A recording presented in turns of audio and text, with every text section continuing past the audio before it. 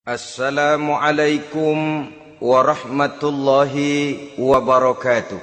Waalaikumsalam warahmatullahi wabarakatuh. Bismillahirrahmanirrahim.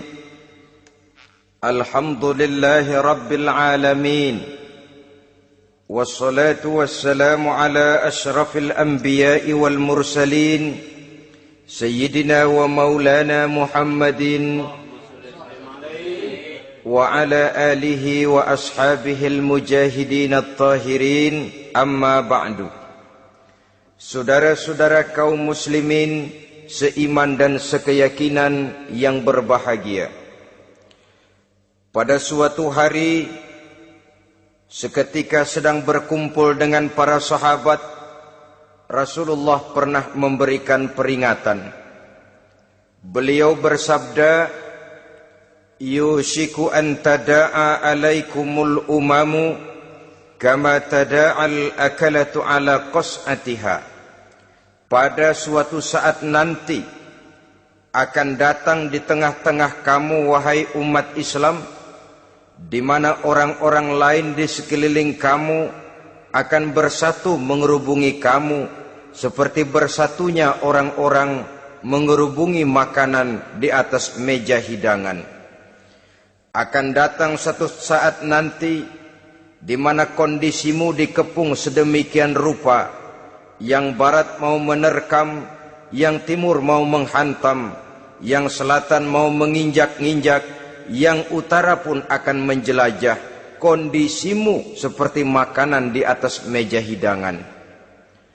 Sebagian sahabat merasa heran dan terkejut, lalu mereka bertanya, amin qillati nahnu yawma izin ya Rasulullah?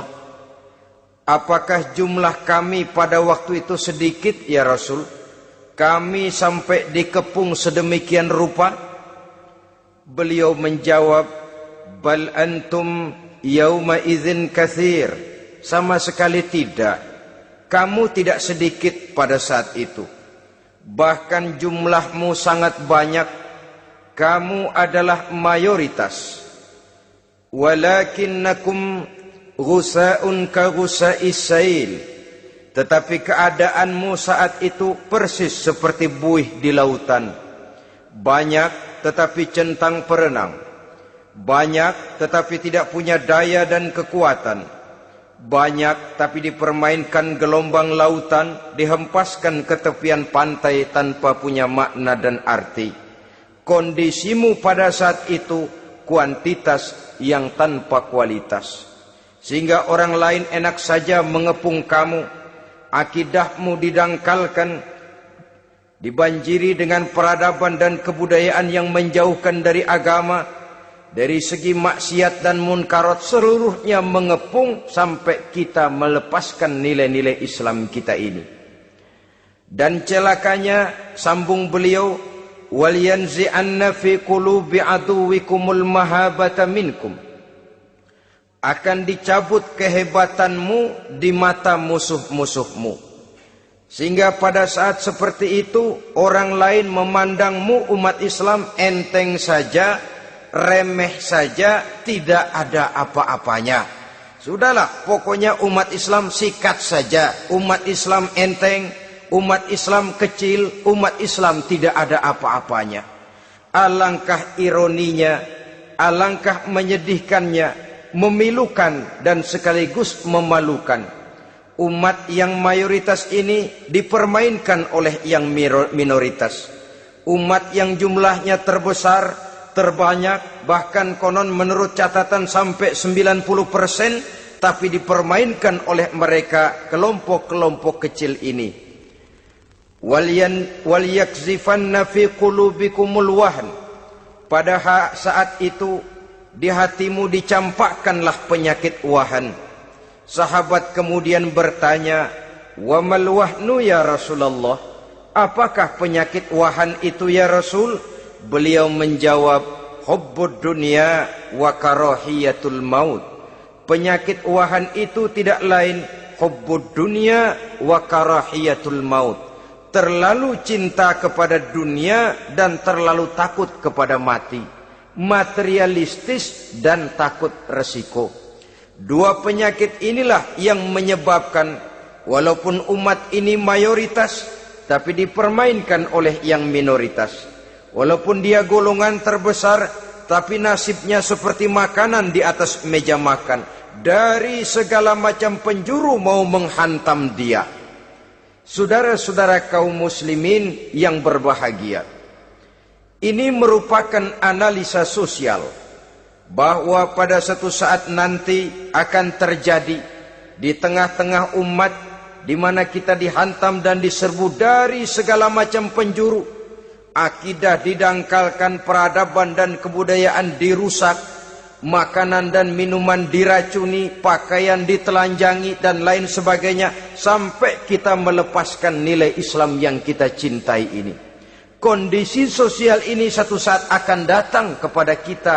Demikian analisa dan peringatan dari Rasulullah sallallahu alaihi wasallam. Marilah sekarang kita melihat, adalah benar bahwa di zaman sekarang kita insya Allah tidak akan mengalami perang Badar sehebat yang pernah dialami oleh Rasul dan para sahabatnya. Tetapi sesungguhnya perang yang kita hadapi di zaman sekarang ini tidak kalah hebatnya dengan perang Badar, tidak kurang dahsyatnya dengan perang Uhud, tidak kurang ngerinya dari perang Khandaq. Hanya saja yang kita hadapi sekarang ini bukan ujung pedang, bukan ujung tombak, bukan ujung panah. Yang kita hadapi sekarang ini adalah perang akidah, perang ideologi, perang mempertahankan keyakinan. Yang kalau kita kalah sekarang, kita memang masih beragama. Tetapi anak kita, cucu kita, generasi yang akan hidup 5, 10, 20, 30 tahun yang akan datang, wallahu a'lam bissawab. Islam, saudara-saudaraku, tidak mungkin hilang dari dunia. Tetapi tidak mustahil Islam gulung tikar dari desa kita. Tidak mustahil Islam gulung tikar dari kampung dan kota kita, jikalau kita tidak menjaganya, jikalau kita tidak memeliharanya, bahkan jikalau kita tidak mewariskannya kepada anak-anak kita, generasi yang akan datang. Marilah kita mengingat sejenak bagaimana Islam di Spanyol yang pernah jaya, pernah mewarnai daratan Eropa, dan yang sekarang hanya sekedar tinggal ceritanya saja. Ini pernah diperingatkan oleh Rasul dalam satu hadis, sayati ala ummati zamanun la yabqal Islam illa ismun wala minal Quran illa rasmun. Akan datang satu masa di tengah umatku di mana pada masa itu Islam ada tapi hanya tinggal sekedar namanya saja, dan Quran pun ada tapi cuma sekedar tinggal tulisannya saja. Apabila kita tidak mewariskan ini kepada generasi yang akan datang, maka serbuan-serbuan dari berbagai macam penjuru dari hari ke hari semakin kita rasakan kehebatannya. Tidak mustahil sejarah Spanyol akan terjadi di desa kita, akan terjadi di kampung kita, akan terjadi di kota kita.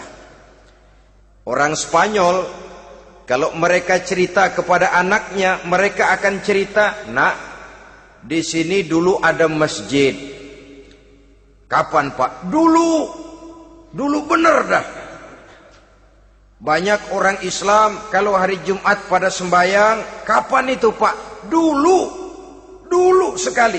Sekarang cuma sekedar tinggal ceritanya saja.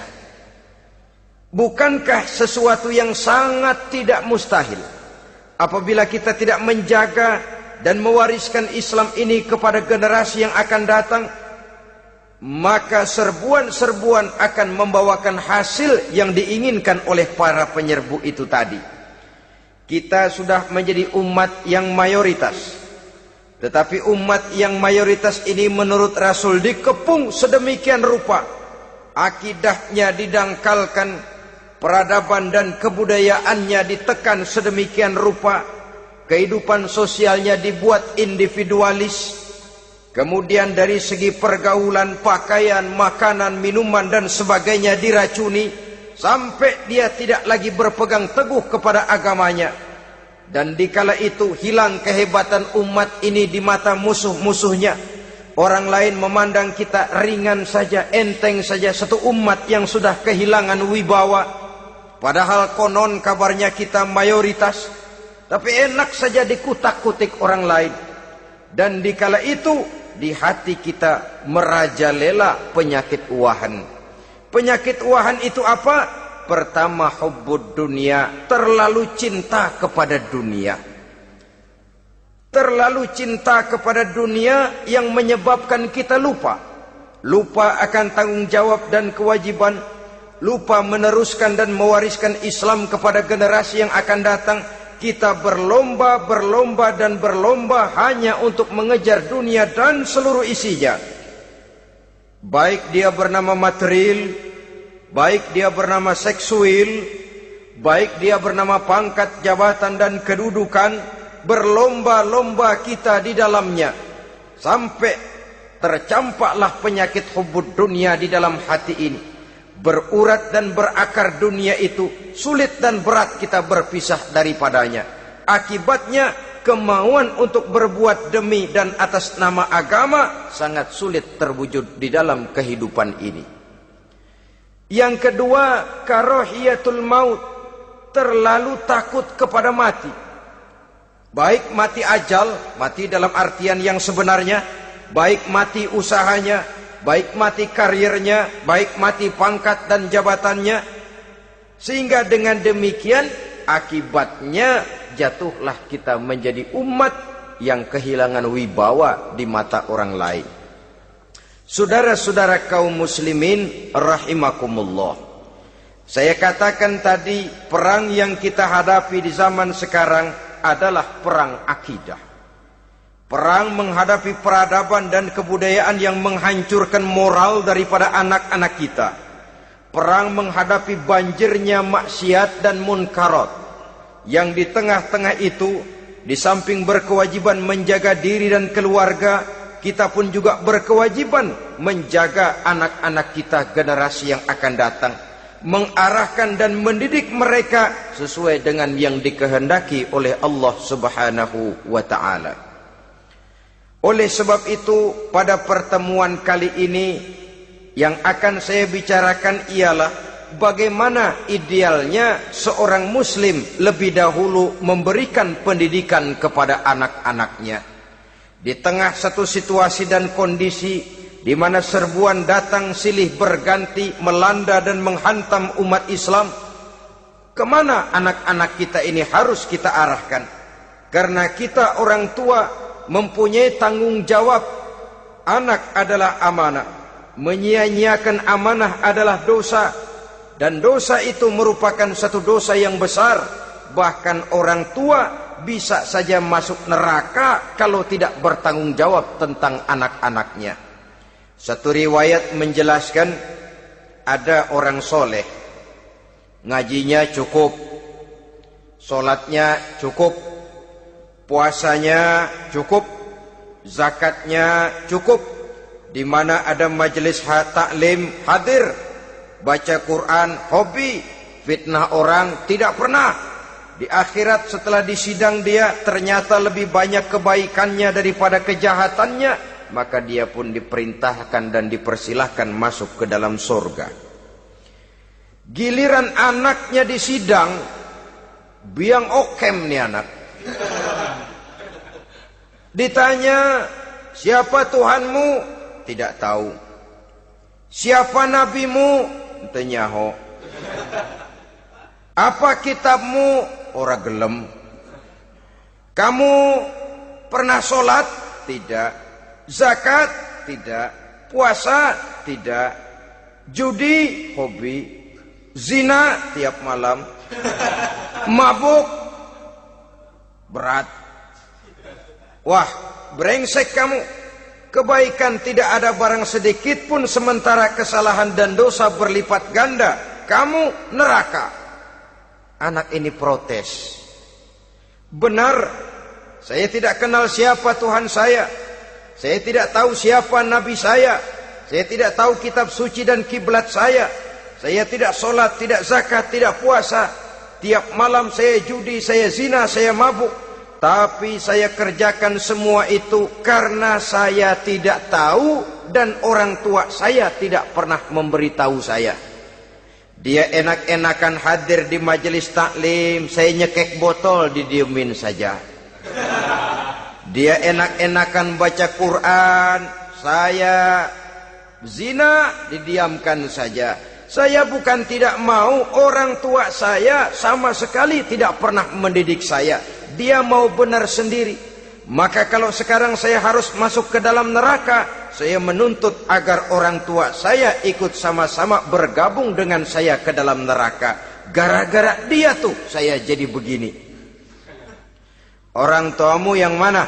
Tuh, yang barusan mau ke surga. Ini orang tua yang sudah mau berangkat ke surga dipanggil. Sebentar dulu mas. Ini benar anak kamu? Iya pak. Waktu di dunia kamu tidak pernah ajarin dia ngaji? Sampai dia tidak kenal Tuhannya, tidak kenal nabinya, tidak kenal kiblat dan kitab sucinya? Iya pak. Dia tidak sholat, kamu diamkan saja. Dia tidak puasa, tidak zakat, kamu bersikap masa bodoh. Bahkan dia judi, dia zina, dia mabuk, kamu pun berdiam diri saja. Iya pak. Tahukah kamu bahwa anak ini adalah amanah? Menyia-nyiakan amanah artinya khianat, dan khianat adalah dosa yang sangat besar. Kamu tidak bertanggung jawab, maka kamu, anakmu gabung ke dalam neraka. Saudara-saudara kaum muslimin rahimakumullah, itu sebabnya Allah pesan benar-benar, ya ayyuhalladzina amanu qu anfusakum wa ahlikum nara. Hai orang-orang yang beriman, jaga dirimu dan keluargamu, istri, anak, orang-orang yang menjadi tanggung jawab dan kewajiban kita, jaga dan pelihara mereka dari api neraka. Saudara-saudara kaum muslimin, lalu kalau kita orang-orang tua yang hidup di zaman sekarang ini sudah sering beristighfar, mengurut dada, melihat situasi, membaca peta keadaan, konon tantangan yang akan dihadapi oleh anak-anak kita 15, 20, 25 tahun yang akan datang jauh lebih berat dari apa yang kita hadapi sekarang ini. Maka adalah wajar jika kita sebagai orang tua yang cinta kepada agama, cinta kepada anak-anak kita, berpikir untuk mewariskan nilai-nilai yang luhur ini kepada anak-anak kita generasi yang akan datang. Bagaimana pada mulanya kita harus mendidik mereka? Mari kita telusuri apa yang dicontohkan oleh Al-Quranul Karim. Orang-orang tua bijaksana yang diceritakan dalam Al-Quran, kalau sudah berpikir tentang anak-anaknya generasi yang akan datang, pendidikan pertama yang diberikan kepada anaknya ternyata adalah persoalan akidah. Nabi Ibrahim, pertanyaan yang paling merisaukan beliau buat anak cucunya ialah, ma ta'buduna min ba'di. Saudara bisa lihat surah Al-Baqarah ayat 133. Anak-anakku, kalau pada satu saat nanti aku, ayahmu ini sudah tidak ada lagi, meninggalkan kamu semua, meninggalkan kehidupan dunia ini, ma ta'buduna min ba'di, apa yang akan kamu sembah nak kalau ayah sudah tidak ada lagi? Jikalau ayahmu sekarang masih rajin ke masjid, melakukan rukuk dan sujud, i'tikaf dan membaca Quran, kalau satu saat ayahmu meninggalkan dunia ini, masihkah engkau mau ke dalam masjid? Masihkah engkau rukuk dan sujud? Masihkah engkau i'tikaf? Ma ta'buduna min ba'di, apa yang akan kamu sembah kalau aku ayahmu tidak ada lagi nak? Ditanamkan bukan hanya keyakinan bertauhid, sekaligus juga menyembah kepada Allah yang kita yakinkan dengan tauhid itu tadi. Bukankah berbeda dengan kita kebanyakan orang tua sekarang? Kita tidak pernah berpikir ma ta'buduna min ba'di. Kalau bapak tidak ada, kamu nyembah apa nak? Kita orang tua sekarang pagi-pagi malah berpikir ma ta'kuluna min ba'di. Kalau bapak enggak ada, kamu nanti makan apa nak? Bukan nyembah apa yang kita pertanyakan, bukan nyembah apa yang kita khawatirkan, makan apa nak? Maka yang dicari lalu sekolah-sekolah yang bonafit, yang tidak peduli apakah itu merusak imannya, mematikan akidahnya, menghancurkan keyakinannya. Yang penting ada jaminan hari depan bisa dapat lapangan kerja. Akibatnya berduyun-duyun orang-orang tua muslim menyekolahkan anaknya di sekolah-sekolah yang bukan Islam, yang nyata-nyata membahayakan akidahnya. Dididik dengan kultur dan budaya yang bertentangan dengan nilai-nilai agamanya. Bukankah ini berarti merelakan anak untuk dikafirkan? Bukankah ini artinya menyerahkan anak untuk ditulis menurut selera para pendidik yang tidak sesuai dengan nilai akidah yang dimilikinya? Mengapa kita tidak berpikir seperti Nabi Ibrahim yang sebelum memberikan pendidikan kecerdasan, sebelum pendidikan matematika, IPS, PSPB dan disiplin ilmu lainnya, yang pertama ditanamkan ma ta'buduna min ba'di. Kalau ayahmu tidak ada, kamu menyembah apa nak? Menyembah Allah apa nanti malah menyembah harta? Menyembah Allah apa nanti malah mendewa-dewakan pangkat dan jabatan? Menyembah Allah apa malah nanti menyembah alam? Itu yang dikhawatirkan Nabi Ibrahim kepada generasi yang akan datang. Dan itu saudara-saudara yang seharusnya mengkhawatirkan kita kepada anak-anak kita, generasi yang akan datang. Lihatlah serbuan akidah di zaman sekarang ini. Dimanfaatkan kemiskinan kita umat Islam. Diberikan kita tawaran berupa beras, pakaian, obat-obatan, kalau perlu beasiswa, asal bisa melepaskan keislaman kita ini. Bertahap, sedikit demi sedikit, step by step, shibran bi shibrin wa zira'an bi zira'in. Dan harus saya ingatkan, orang di zaman sekarang tidak mungkin menghantam Islam secara frontal. Tidak mungkin menghantam Islam terang-terangan, apalagi mengerahkan satuan militer. Tidak. Orang berhitung bagaimanapun kondisi dan kualitasnya umat Islam, mereka masih punya satu modal penting, fanatisme agama. Kalau ini disulut, api jihad segera berkobar, dan hanya maut yang bisa menghentikan orang yang dibakar dengan semangat jihad. Orang tahu itu. Betapa Uni Soviet kedodoran menghadapi mujahidin Afghanistan yang disulut oleh semangat jihad yang berkobar dengan persenjataan yang primitif ketimbang persenjataan Uni Soviet. Entah mereka pantang surut mundur ke belakang. Jadi jangan mimpi bahwa orang mau menghantam Islam ini dengan melarang pengajian, meruntuhkan masjid, menyegel pondok pesantren. Tidak. Melarang orang sholat, tidak. Kalau perlu masjid diperbanyak, musola diperbesar.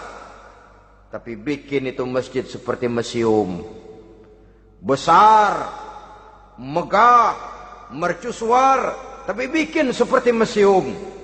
Tempat orang kagum, tempat orang memuji, tapi sunyi dari nilai-nilai ibadah. Saudara-saudara kaum muslimin, untuk sampai kepada penghantaman akidah, jalan yang paling mudah dirintis sekarang ini secara bertahap dan sistematis, memisahkan umat Islam dari Islamnya. Biarkan mereka bernama Muslim. Biarkan di atas kartu penduduknya tertulis agama Islam. Tapi tanamkan budaya-budaya yang menyebabkan cara bergaul mereka, cara berumah tangga mereka, cara bertetangga mereka, sampai kepada cara mereka berpakaian, cara mereka bergaul, cara mereka makan dan minum, cara mereka mendidik dan menyekolahkan anak sama sekali tidak lagi mencerminkan nilai-nilai yang islami. Itu sudah satu usaha yang paling praktis, memisahkan umat Islam dengan Islamnya. Kalau sadarlah kita ke arah ini usaha orang di zaman sekarang, maka yang harus pertama kita tanamkan kepada anak-anak kita, didik mereka dengan jiwa tauhid yang mengkristal di dalam batinnya, meresap sampai ke tulang sumsumnya, yang tidak akan sampai pun nyawa berpisah dari badannya, akidah itu tidak akan berpisah dari hatinya. Bahkan dia sanggup dengan tegar berkata, lebih baik saya melarat karena mempertahankan iman daripada hidup mewah dengan menjual akidah.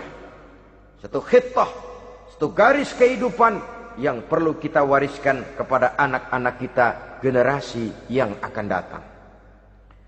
Dahulu ada satu tradisi, saudara-saudara. Kalau anak gadis kita dilamar orang, orang lalu bertanya, anakmu mau ngelamar gadis saya, apa sudah khotam Quran berapa kali? Apa sudah bisa baca kitab macam-macam dan lain sebagainya? Sehingga lahirlah satu kebanggaan. Apapun motifnya, tapi pertanyaan semacam ini zaman sekarang sudah langka. Paling-paling yang ditanya kalau anaknya dilamar orang, anakmu kerja di mana? Gajinya sebulan berapa? Kendaraannya bebek apa soang? Apa-apa?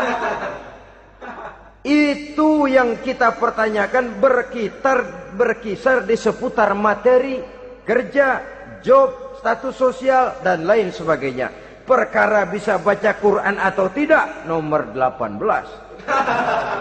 Perkara sembahyangnya rajin apa tidak, nomor 36.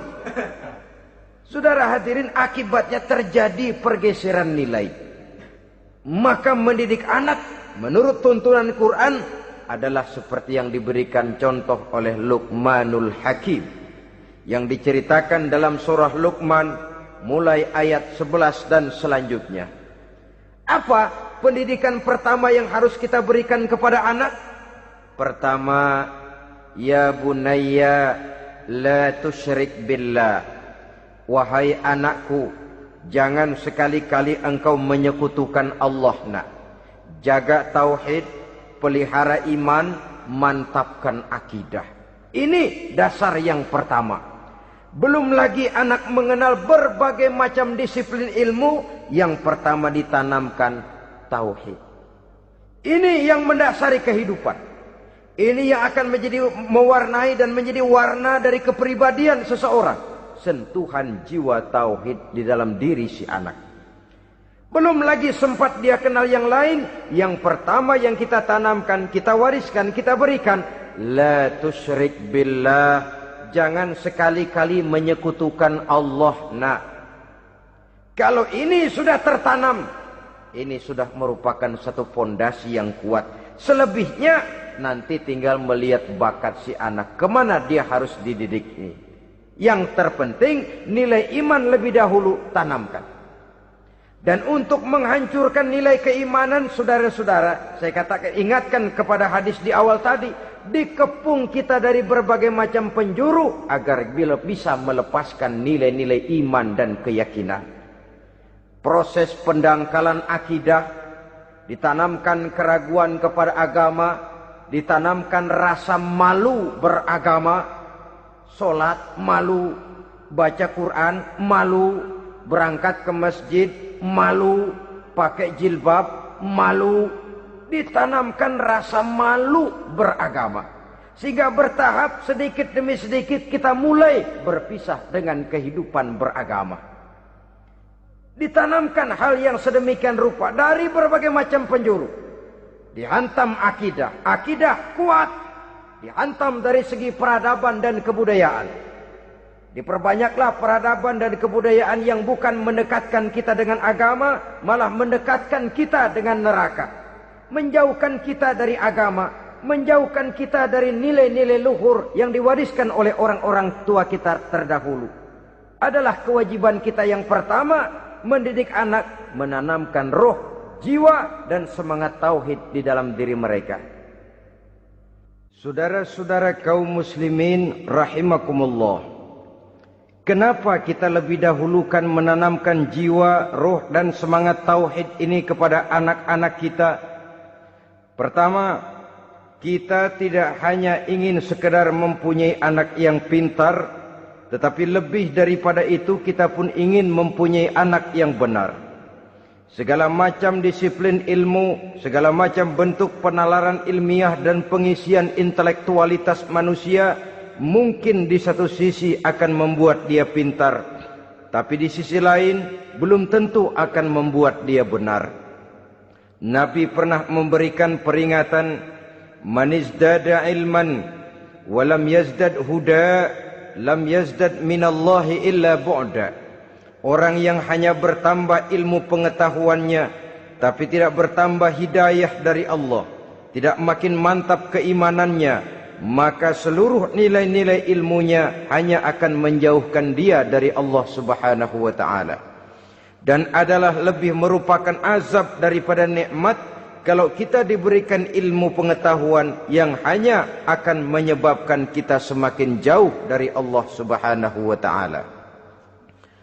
Yang kedua, sesungguhnya roh, jiwa dan semangat tauhid yang melekat dalam diri anak pada puncaknya akan melahirkan satu disiplin murni yang tumbuh dari dalam dirinya sendiri, di mana si anak dalam kehidupannya merasakan dimanapun dia berada, kemanapun dia pergi, ia selalu merasakan kehadiran Allah dekat dalam hidupnya.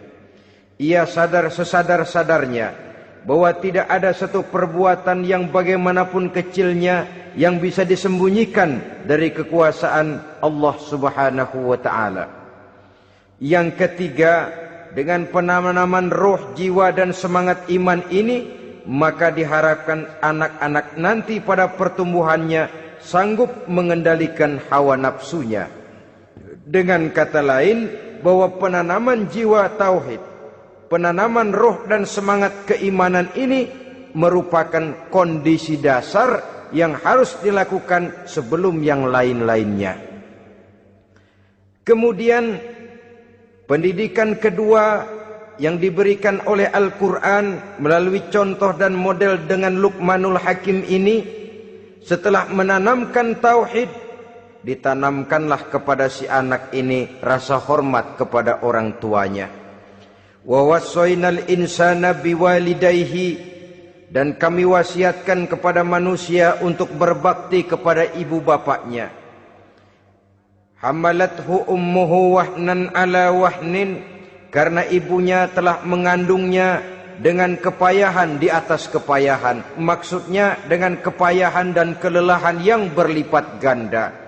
Sehingga ketika Rasul ditanyakan orang, "Ya Rasul, siapa yang paling harus saya taati di dunia ini?" Beliau menjawab, "Ibumu." Kemudian, "Siapa lagi ya Rasul?" "Ibumu." Setelah itu, "Siapa lagi ya Rasul?" "Ibumu." Dan kemudian, "Siapa ya Rasul?" "Bapakmu." Ibu, ibu, ibu, bapak. Bahkan al-jannatu tahta aqdamil ummahat, surga berada di bawah telapak kaki ibu. Bagaimana menanamkan rasa hormat kepada orang tua di hati anak? Tentu yang pertama, bagaimana orang tua bisa memberikan keteladanan.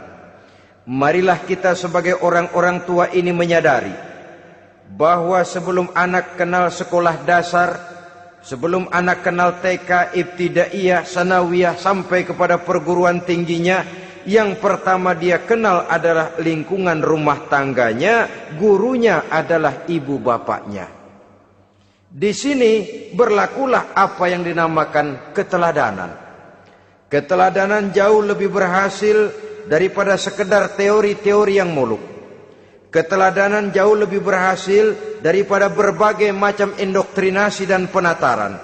Kurangnya keteladanan akan menyebabkan anak mencari pola.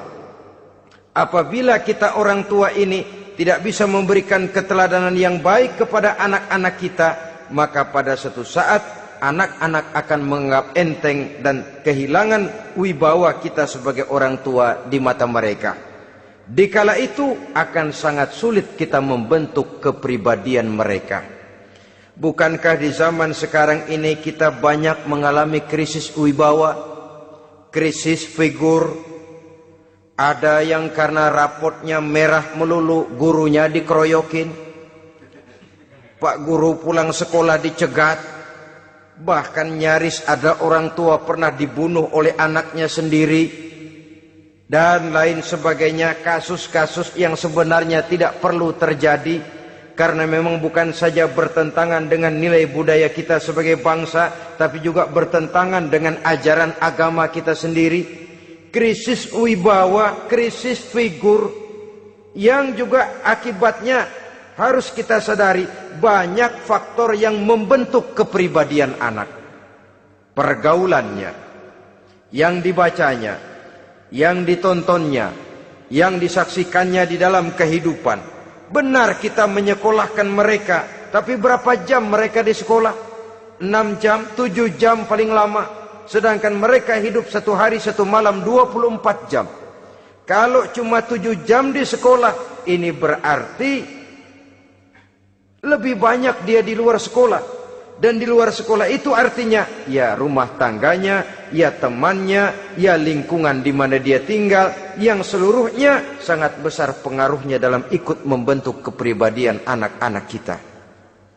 Saya katakan tadi, di samping kita menghadapi perang akidah, kita pun berhadapan di dalam perang menghadapi peradaban dan kebudayaan yang bukan saja menjauhkan kita dari agama, tetapi sanggup menghancurkan moral daripada anak-anak kita. Secara pribadi, saudara-saudara, saya iri, saya kagum misalnya dengan kemajuan yang diperoleh oleh negara tetangga kita, Jepang misalnya. Padahal tahun 45 ia pun hancur lebur oleh meledaknya atom di Hiroshima dan Nagasaki. Tapi bagai satu tenaga raksasa kemudian Jepang bangkit menjadi satu negara superpower di Asia. Bahkan gurunya saja Amerika sekarang ini kewalahan menghadapi perang dagang dengan Jepang ini. Dan yang menarik, Jepang bisa maju dan modern dengan tetap menjadi Jepang, tanpa harus kehilangan identitasnya sebagai satu bangsa, tanpa harus kehilangan kepribadiannya sebagai satu bangsa. Sebagai negara yang sedang berkembang, kita sering latah. Kita ingin meniru Barat, tapi bukan teknologinya, westernisasinya yang kita tiru. Bukan isinya, kulitnya yang kita ambil. Akibatnya apa? Modernnya belum, orangnya sudah Barat.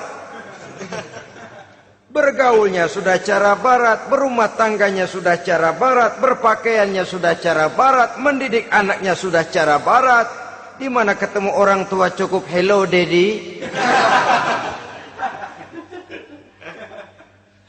Kulitnya kita ambil, sementara isinya kita campakkan.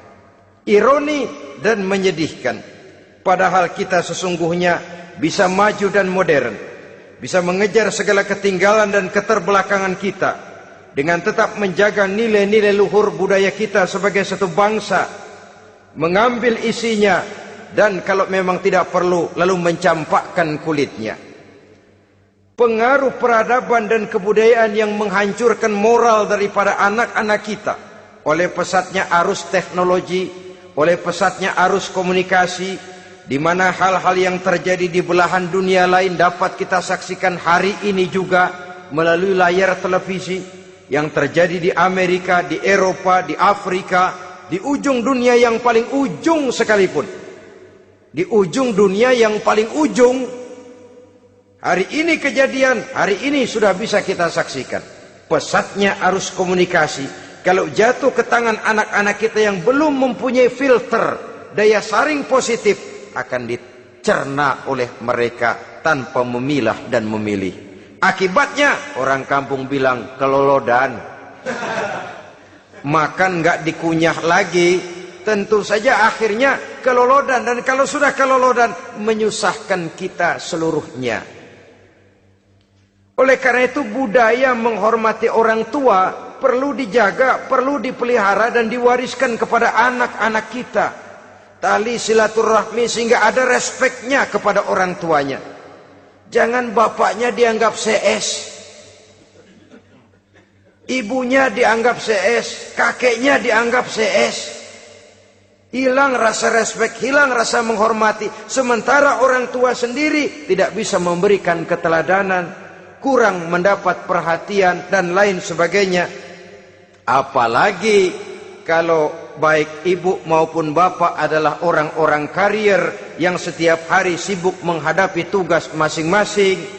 Bapak sibuk rapat, pindah kantor sana kantor sini, ibu sibuk arisan, besarlah anak-anak di tangan pembantu dan lain sebagainya, sehingga dia merasa kurang mendapat perhatian, dan ini akan ikut membentuk warna dari kepribadian yang dimilikinya. Sampai kepada pelosok-pelosok desa, jaringan televisi memang menguntungkan. Tapi kalau sudah sampai kepada menayangkan budaya-budaya yang tidak sesuai dengan pola di mana mereka tinggal, pola lingkungannya, dan ingin mereka terapkan dalam kehidupan, ironi dan menyedihkan. Maka sering dikatakan, jikalau ABRI masuk desa, rakyat beruntung. Jikalau listrik masuk desa, rumah jadi terang. Jikalau koran masuk desa, rakyat jadi cerdas. Jikalau hakim masuk desa, rakyat lalu sadar hukum. Tapi jikalau maksiat dan munkarat masuk desa, minuman keras masuk desa, judi masuk desa, pelacuran masuk desa, rakyat tentu kiamat. Dan kita harus punya budaya untuk memilah dan memilih, mempunyai filter untuk jadi daya saring positif. Oleh karena itu saudara-saudara, tahap kedua setelah menanamkan jiwa tauhid kepada anak, tanamkan rasa hormat kepada orang tuanya. Orang tua itu ibu bapaknya, orang tua itu guru-gurunya yang mengajarkan dia, atau yang dianggap tua yang lebih senior dari dia. Karena tidak ada satu peradaban yang berdiri sendiri. Bagaimanapun maju dan modernnya kita sekarang, tentu merupakan mata rantai yang berkaitan dari generasi terdahulu. Ini yang kedua. Setelah tauhid, berbakti kepada ibu dan bapak. Tidak ada satu kebahagiaan yang bisa ditegakkan di dunia ini tanpa doa, tanpa restu daripada ibu dan bapak. Ini keramat hidup. Doanya dikabul Allah dan kutuknya juga dikabul oleh Allah Subhanahu wa ta'ala. Jadi mendidik anak setelah menanamkan jiwa tauhid, menanamkan rasa hormat dan taat berbakti kepada ibu bapaknya. Itu yang kedua. Kemudian yang ketiga, melalui model Luqman, Quran mendorong kita untuk mendidik anak, menanamkan etika otonom. Apa itu? Ya bunayya, innaha intakum mithqala habbatin min khardalin, fatakun fi sakhratin aw fis samawati aw fil ardi, ya'ti bihallah. Wahai anakku, sesungguhnya kalau ada satu kebaikan yang kamu kerjakan, kecil, tidak nampak oleh pandangan mata yang zahir, yang kecil itu tersembunyi di puncak langit, di dasar bumi yang paling dalam, atau di tengah batu hitam sekalipun, Allah pasti mengetahuinya dan pasti akan memberikan balasan yang seadil-adilnya. Pendidikan apa ini? Pendidikan moral, menanamkan etika otonom. Nah, kau berbuat baik jangan karena dilihat orang. Kau tidak mau melakukan kejahatan, jangan cuma karena ada polisi. Kalau ada polisi kau tidak mau jahat, kucing juga begitu. Coba lihat kucing, taruh ikan asin di piring kaleng, tongkrongin. Aduh, kucing kalem, sopan, tenang. Sedikit kita lengah, habis ikan digarap. Tapi ditanamkan satu kesadaran, kemanapun kau pergi, nak, apapun yang kau kerjakan, tersembunyi di tengah batu, di dasar bumi, di puncak langit, Allah pasti tahu. Dalam bahasa yang ringan, nak, Kita ini diawasi oleh 2 hiperkomputer yang maha sensitif. Produksi langit, mereknya Rokib dan Atid. Itu komputer yang sangat peka dan sensitif. Jangankan kita berbuat, kita berniat baik saja, komputer sudah nyatat sendiri. Inilah yang orang sekarang namakan waskat, pengawasan malaikat. Kalau hidup sudah merasa diawasi oleh malaikat, waskat berhasil. Tapi kalau waskat sudah diawasi malah nekat, itu yang gagal. Atau yang diawasi dan yang mengawasi sama-sama sepakat, itu juga bisa cincai. Saudara-saudara kaum muslimin rahimakumullah. Waskat dalam pengertian kita muslim, bagaimana hidup ini merasakan diawasi oleh malaikat. Intelektualitas yang tinggi sekalipun, IQ yang nilainya plus sekalipun, disiplin ilmu yang bagaimanapun banyak yang memenuhi benak kita, tanpa diiringi oleh etika otonom, orang sering mencari celah dan kesempatan. Mencari celah dan kesempatan. Tapi kalau sudah merasa, kemanapun saya pergi, dimanapun saya berada, kebaikan bagaimanapun sekecilnya saya lakukan, toh Allah pasti akan memberikan balasan. In khairan fa khairun, wa in syarran fa syarrun. Jikalau baik, baik balasan yang kita terima. Jikalau jahat, jahat kejahatan yang kita terima. Kalau sudah ke arah ini kita berpikir, maka sesungguhnya kalau kita berbuat baik kepada orang lain, hakikatnya kita sudah berbuat baik kepada diri kita sendiri. Lalu tidak ada merasa rugi berbuat baik kepada orang. Karena manakala dia melakukan kebaikan kepada orang lain, artinya dia sudah berbuat baik untuk dirinya sendiri. Jadi setelah tauhid, kemudian berbakti kepada ibu bapak, yang ketiga baru pendidikan tentang akhlak, tentang moral. Pola ini yang sering terlupakan oleh kita, bahwa bagi kita itu pendidikan tidak lain upaya mencerdaskan otak anak. Jangan sampai sebab ini kelihatannya pembangunan makin maju, persaingan hidup makin tajam, tensi ekonomi semakin tinggi, sementara jumlah tenaga kerja dengan lapangan kerja yang tersedia jauh dari mencukupi. Jikalau tidak membekali anak dengan pendidikan yang menunjang lapangan pekerjaan, orang tua khawatir, takut sekali anaknya jadi gelandangan. Dikhawatirkannya kehidupan dunia ini, sementara dia lupa kalau anaknya bisa jadi gelandangan di akhirat. Padahal selama-lamanya gelandangan di dunia, paling seumur manusia itu 60 tahun, 70 tahun lah umur orang sekarang. 70 itu sudah luar biasa itu. Tapi kalau harus menggelandang di akhirat, menjadi gelandangan di akhirat, alangkah menyedihkannya. Apakah akan kita korbankan satu kehidupan yang langgeng, abadi, cuma karena tertipu oleh fata morgana dan kamuflase? Kita korbankan yang sedikit, kita korbankan yang besar karena kita memilih yang sedikit. Dalam bahasa Al-Quran memang pernah diceritakan hidup ini hakikatnya perlombaan, saudara-saudara. Perlombaan. Dan di dalam perlombaan itu ada yang menang, ada yang kalah. Al-Quran lalu memberikan peringatan, Alhaakumut takatsur, kamu telah lalai karena berlomba-lomba memperbanyak harta, mempertinggi pangkat dan kedudukan, hatta zurtumul maqabir, sampai kamu akan masuk ke liang kubur baru sadar. Apalagi kalau nafas sudah sampai di tenggorokan. Persis Fir'aun sudah tenggelam di lautan merah, mau mampus, baru dalam sekaratnya amantu bi Rabbi Musa wa Harun. Kalau begini caranya, saya juga percaya kepada Tuhan Musa dan Harun, percaya kepada Allah. Sudah mau mati, baru amantu bi Rabbi Musa, kami percaya kepada Tuhan Nabi Musa, kata Fir'aun. Malaikat maut kesel benar, dilelepin terus di laut. Mampus tuh sekalian. Hidup ini memang kita berlomba. Berlomba dengan waktu, berlomba dengan umur, berlomba dengan tenaga, berlomba dengan tetangga. Yang jangankan kita sampai mundur, berhenti saja sejenak, kita akan ditinggalkan oleh yang lain.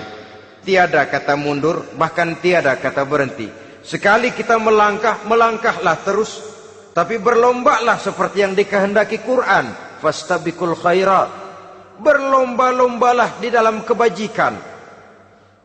Jangan berlomba-lomba di dalam kemaksiatan, kemunkaran, kejahatan. Berlombalah dalam urusan kebaikan. Saudara-saudara kaum muslimin rahimakumullah. Tauhid, berbakti kepada ibu bapa, kemudian pendidikan tentang moral. Apabila pendidikan tentang moral sudah tertanam, barulah lihat bakat si anak. Kemana bakatnya? Anak saya kelihatannya dari kecil demennya main bedil-bedilan saja. Abri kali itu. Kirim ke Magelang, masukkan akabri. Tapi dengan syarat 3 itu tadi. Iman sudah tertanam, rasa bakti kepada ibu bapak sudah ada, dan punya nilai moral. Sehingga boleh jadi nanti dia menjadi jenderal yang beriman, yang berbakti kepada ibu bapaknya, dan punya moral yang tinggi. Kan lebih baik rakyat rendah tapi akhlaknya tinggi, daripada pejabat tinggi tapi moralnya rendah. Jauh lebih baik rakyat rendah punya moral tinggi ketimbang pejabat tinggi punya moral rendah. Nilai moral ini yang jadi ukuran dan barometer di masyarakat. Yang ini yang sering kita lupakan. Bahwa kehancuran satu bangsa dimanapun di dunia ini selalu dimulai dengan kehancuran moral daripada bangsa itu sendiri.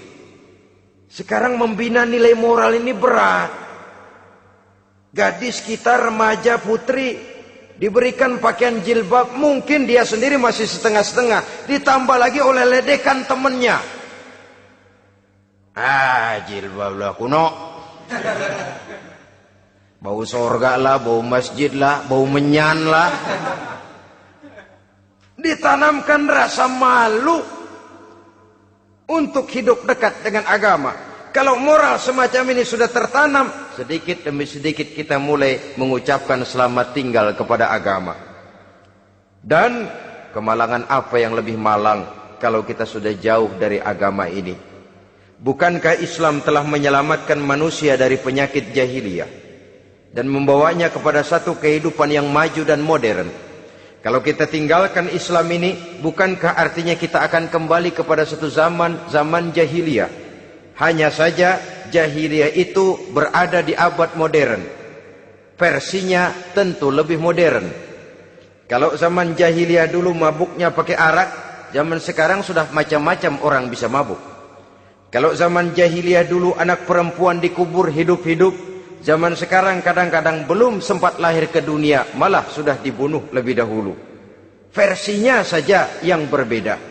Kalau di zaman jahiliyah dahulu manusia menyembah batu yang bernama Latta, Uzza, Manat dan Hubal. Di zaman jahiliyah modern sekarang ini, orang sering menyembah kepala bagiannya, sering menyembah atasannya, sering menyembah komputer, sering menyembah teknologi modern yang lebih diyakininya daripada Allah sebagai keyakinan sentral di dalam hidupnya. Saudara-saudara kaum muslimin rahimakumullah. Jadi yang ketiga, nilai moral yang ditanamkan kepada anak-anak kita supaya dia bisa menghadapi tantangan-tantangan hidup yang semakin berat ini dengan tetap berpegang teguh kepada nilai-nilai moral yang diwarnai oleh jiwa keimanannya yang bersumber dari ajaran agamanya. 3. Kemudian yang keempat, barulah tatanan kehidupan sehari-hari. Apa kata Luqman? Ya bunayya aqimis shalah. Setelah bertauhid, berbakti kepada ibu bapa, punya nilai moral. Ya bunayya aqimis shalah. Nak, dirikan solat. Rumah tangga muslim. Anak berumur 7 tahun sudah berani meninggalkan solat. Kata Nabi, pukul. Bukan untuk menyakiti, untuk mendidik. Karena sayang kepada anak. Saudara-saudara, kita khawatir betul kepada anak. Kalau dia pulang dari sekolah, buru-buru kita sebagai orang tua bertanya, sudah makan nak? Sudah istirahat nak? Tapi jarang kita sebagai orang tua melontarkan, sudah sholat nak? Bahkan kita bisa memberikan sugesti kepada anak. Nah, kalau kau naik kelas 1 sampai naik ke kelas 2, bapak beliin sepeda. Tamat SD nak, motor. Tamat SMP nak, ke Bali kita. Tamat SMA nak, Singapura. Saudara-saudara, tapi kalau untuk urusan sholat misalnya, kita tidak pernah memberikan sugesti kepada anak-anak kita. Nah, kalau kau hafal Fatihah lengkap dengan artinya, bapak beliin sepatu. Nah, kalau kau bisa sholat dengan baik, cukup syarat rukunnya, bapak beliin sepeda. Ada rangsangan, ada sugesti yang membuat anak lebih tergerak untuk hidup dalam suasana keagamaan. Ya bunayya aqimis sholah, nak dirikan sholat. Sebab ini sandaran vertikal yang paling langsung antara manusia dengan Tuhannya. Menyadari bahwa sepanjang yang bisa dilakukan oleh manusia hanyalah berusaha dan kepastian sepenuhnya ada di tangan Allah. Dengan sholat kepribadianmu diperteguh. Dengan sholat sandaran vertikalmu kepada Allah diperkuat. Dan pada waktunya nanti Al-Quran memberikan bimbingan, hendaklah minta tolong kepada Allah dengan sabar dan tetap mendirikan sholat. Ya bunayya aqimis sholat. Setelah itu, wa'mur bil ma'rufi wanha 'anil munkar. Tegaklah membina yang ma'ruf, tegaklah mencegah yang munkar. Ini sikap hidup sudah. Sholat tadi tugas hidup. Lalu sikap hidup tampil di tengah masyarakat, membina yang ma'ruf, mencegah yang munkar sesuai dengan kesanggupan masing-masing. Bukankah setiap kita kepingin punya anak yang bermanfaat? Setidaknya bagi keluarganya, syukur kalau bisa bagi lingkungannya, bagi masyarakat, bangsa dan negaranya. Dan satu di antara tanda orang yang bermanfaat, kalau dia bisa hidup menjadi penganjur yang ma'ruf dan pencegah yang munkar. Dan itu kalau tidak ada hidayah, sulit orang mau melaksanakan itu. Sebab apa? Ada kecenderungan belakangan ini di mana agama dianggap urusan pribadi. Sehingga orang lalu sering bilang, jangan bawa-bawa agama dah, itu kan bukan urusan agama. Ini sudah ciri berpikirnya sekuler. Jangan bawa-bawa agama. Agama urusan pribadi. Artinya orang mau sholat mau enggak, jangan bilang apa-apa dah. Urusan dia sendirian. Dia mau puasa dia enggak, merdeka saja, urusan pribadi. Agama bukan persoalan pribadi. Apalagi jika sudah menyangkut amar ma'ruf dan nahi munkar.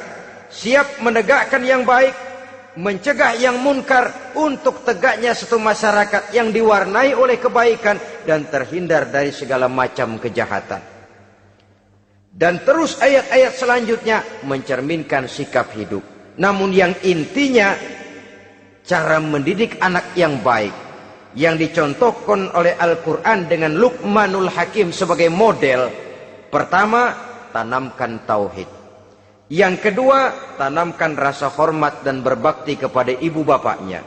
Yang ketiga, tanamkan moral, nilai akhlak yang tinggi. Setelah itu yang keempat, biasakan hidup dalam suasana keagamaan. Kontrollah sholatnya, kontrollah baca Qur'annya, kontrollah puasanya di bulan Ramadan. Ajaklah anak-anak sholat berjamaah, sehingga dengan demikian dia terbiasa oleh satu suasana yang mendekatkan dia dengan nilai agamanya. Dari sana diharapkan nilai-nilai ilmu yang didapatnya dari bangku sekolah akan menciptakan keseimbangan dengan yang ditanamkan oleh orang tuanya dalam bentuk yang dijelaskan oleh surah Luqman itu tadi.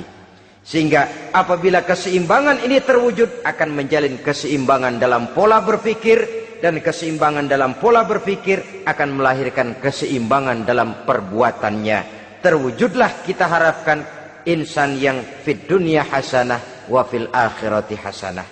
Inilah harapan kita semua. Mudah-mudahan Allah memberikan kekuatan kepada kita untuk mewariskan nilai-nilai yang baik kepada generasi yang akan datang.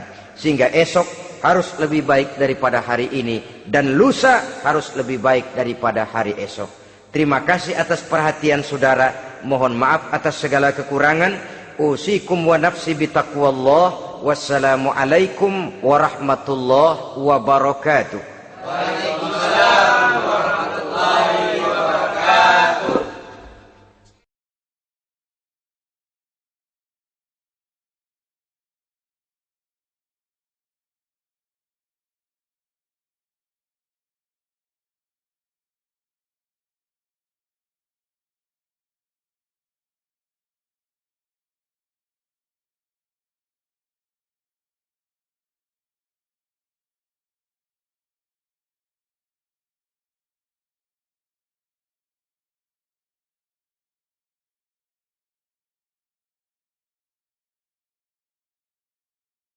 Assalamu